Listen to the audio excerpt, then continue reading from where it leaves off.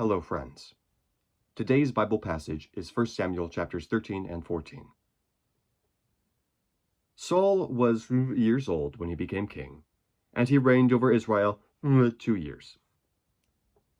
Saul chose 3,000 men from Israel. 2,000 were with him at Michmash, and in the hill country of Bethel, and 1,000 were with Jonathan at Gibeah in Benjamin. The rest of the men he sent back to their homes. Jonathan attacked the Philistine outpost at Geba, and the Philistines heard about it. Then Saul had the trumpet blown throughout the land and said, "Let the Hebrews hear." So all Israel heard the news. Saul has attacked the Philistine outpost, and now Israel has become a stench to the Philistines. And the people were summoned to join Saul at Gilgal. The Philistines assembled to fight Israel, with 3,000 chariots, 6,000 charioteers, and soldiers as numerous as the sand on the seashore. They went up and camped at Michmash, east of Beth-aven. When the men of Israel saw that their situation was critical, and that their army was hard-pressed, they hid in caves and thickets, among the rocks, and in pits and cisterns. Some Hebrews even crossed the Jordan to the land of Gad and Gilead. Saul remained at Gilgal, and all the troops with him were quaking with fear. He waited 7 days, the time set by Samuel. But Samuel did not come to Gilgal, and Saul's men began to scatter. So he said, "Bring me the burnt offering and the fellowship offerings."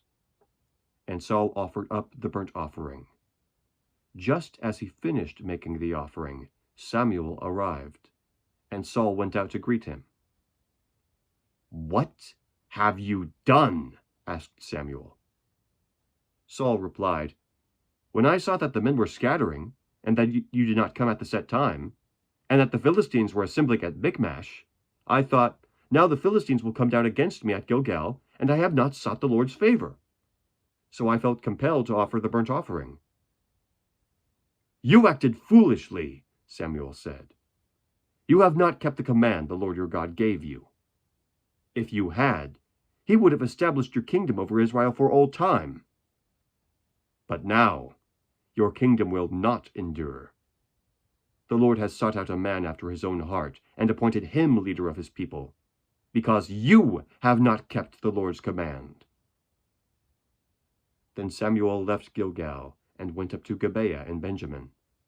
And Saul counted the men who were with him. They numbered about 600.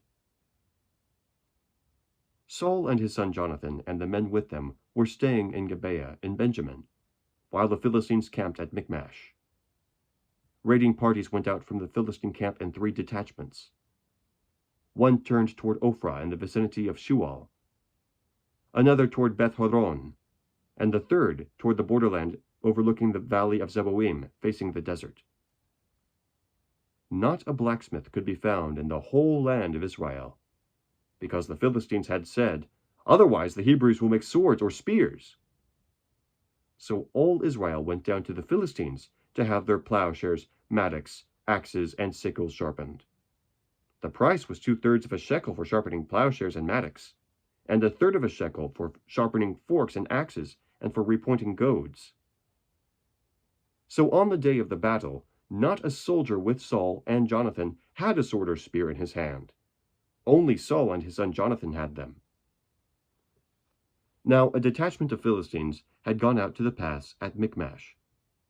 One day Jonathan, son of Saul, said to the young man bearing his armor, "Come, let's go over to the Philistine outpost on the other side." But he did not tell his father. Saul was staying on the outskirts of Gibeah, under a pomegranate tree in Migron. With him were about 600 men, among whom was Ahijah, who was wearing an ephod. He was a son of Ichabod's brother Ahitob, son of Phinehas, the son of Eli, the Lord's priest in Shiloh. No one was aware that Jonathan had left. On each side of the pass that Jonathan intended to cross to reach the Philistine outpost was a cliff. One was called Bozez, and the other Senah. One cliff stood to the north toward Michmash, the other toward the south toward Geba.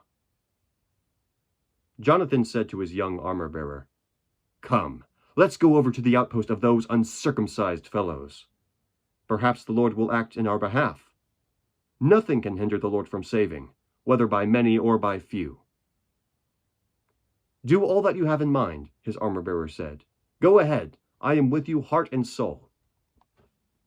Jonathan said, "Come then, we will cross over toward the men and let them see us. If they say to us, 'Wait there until we come to you,' we will stay where we are and not go up to them. But if they say, 'Come up to us,' we will climb up, because that will be our sign that the Lord has given them into our hands."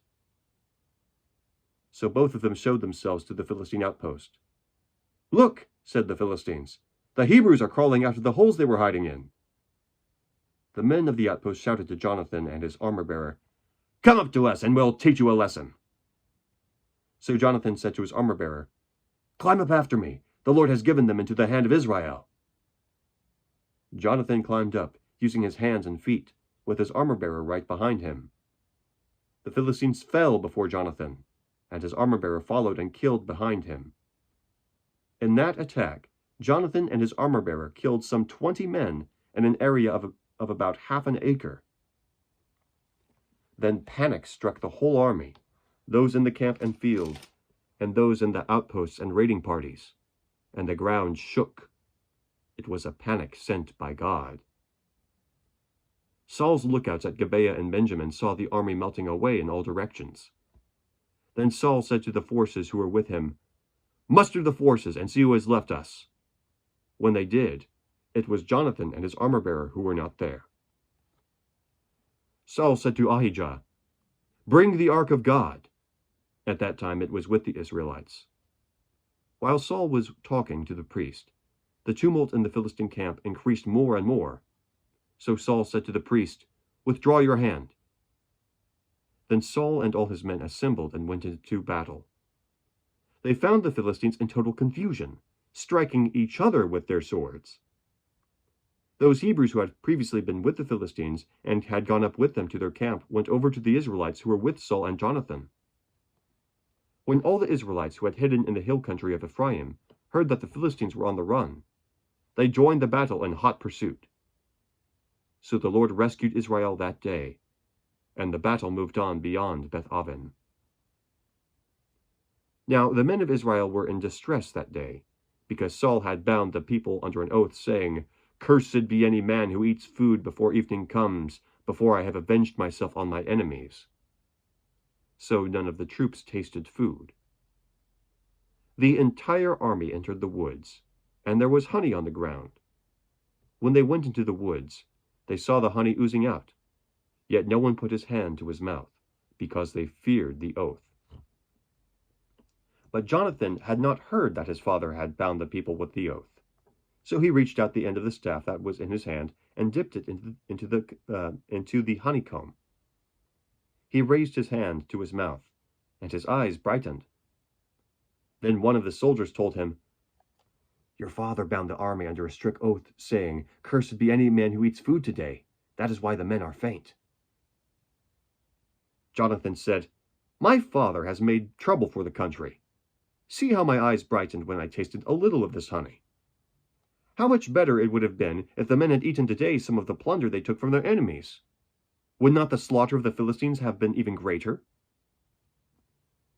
That day, after the Philistines had struck down the Philistines from Michmash to Aijalon, they were exhausted. They pounced on the plunder, and, taking sheep, cattle, and calves, they butchered them on the ground and ate them, together with the blood. Then someone said to Saul, "Look, the men are sinning against the Lord by eating meat that has the blood in it." "You have broken faith," he said. "Roll a large stone over here at once." Then he said, "Go out among the men and tell them, 'Each of you bring me your cattle and sheep, and slaughter them here and eat them. Do not sin against the Lord by eating meat with the blood still in it.'"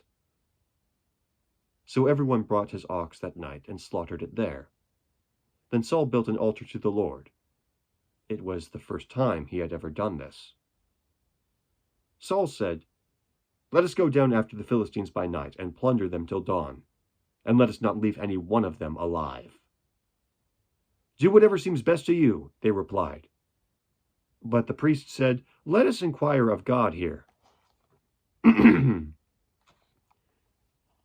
So Saul asked God, "Shall I go down after the Philistines? Will you give them into Israel's hand?" But God did not answer him that day.